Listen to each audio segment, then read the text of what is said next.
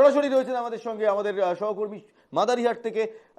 একটাই প্রশ্ন সুদীপ তোমার কাছে, মাদারিহাটে তৃণমূল কংগ্রেস কোনোদিন নির্বাচনী খাতাই খুলতে পারেনি, অর্থাৎ ইলেকশনে আজ পর্যন্ত কোনোদিন জিততে পারেনি তৃণমূল কংগ্রেস।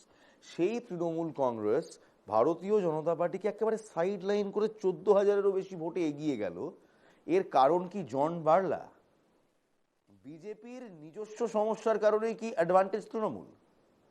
প্রশ্ন রয়েছে। পাশাপাশি কিন্তু সাধারণ বাসিন্দাদের যেটা অভিযোগ রয়েছে, দীর্ঘদিন ধরে কিন্তু যে বিজেপি বিধায়ক থেকে শুরু করে যে বিজেপি যারা দায়িত্বপ্রাপ্ত কর্মীরা ছিলেন তারা কিন্তু এই এলাকার কিন্তু উন্নয়ন করেনি, এমনটাই কিন্তু অভিযোগ কিন্তু সাধারণ মানুষ থেকে শুরু করে তৃণমূল কংগ্রেস কিন্তু বারবার কিন্তু তুলে ধরেছেন।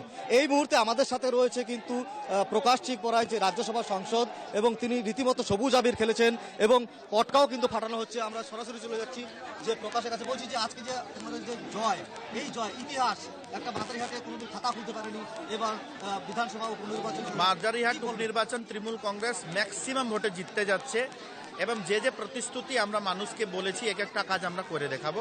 এবং ধন্যবাদ জ্ঞাপন করব মাদারিহাট উপনির্বাচনের সকল নেতৃত্বকে, জেলা নেতৃত্বকে, রাজ্য নেতৃত্বকে এবং মাদারিহাটের সকল ভোটার্সদেরকে যারা সহি চয়ন করেছেন এবং যার বেনিফিট মাদারিহাটে মানুষ পাবে।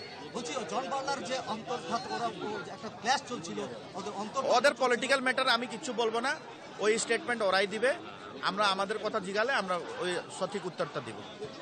শুনতে পেলে যে ইলমাস, যে আলিপুরদুয়ারের এই মাদারিহাট বিধানসভা উপনির্বাচনের ক্ষেত্রে কিন্তু যথেষ্টই কিন্তু উচ্ছ্বাস রয়েছে কিন্তু তৃণমূল কংগ্রেস কর্মীদের মধ্যে।